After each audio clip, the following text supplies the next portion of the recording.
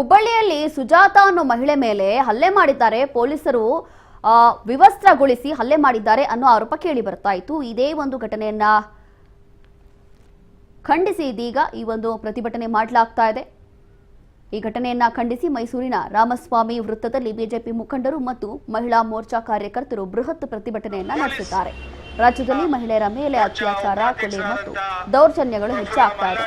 ರಾಜ್ಯದ ಕಾನೂನು ಸುವ್ಯವಸ್ಥೆ ಸಂಪೂರ್ಣವಾಗಿ ಕುಸಿದಿದೆ ಅಂತ ಹೇಳಿ ಪ್ರತಿಭಟನಾಕಾರರು ಆಕ್ರೋಶವನ್ನ ವ್ಯಕ್ತಪಡಿಸಿದ್ದಾರೆ।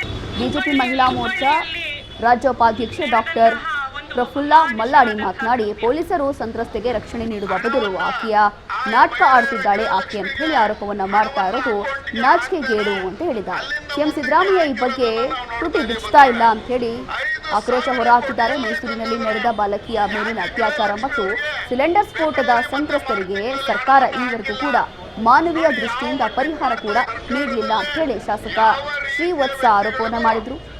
ಇನ್ನು ಶಾಸಕ ಟಿಎಸ್ ಶ್ರೀವತ್ಸ, ಬಿಜೆಪಿ ನಗರಾಧ್ಯಕ್ಷ ಎಲ್ ನಾಗೇಂದ್ರ ಸೇರಿದಂತೆ ನೂರಾರು ಮಹಿಳಾ ಕಾರ್ಯಕರ್ತರು ಪಾಲ್ಗೊಂಡಿದ್ರು।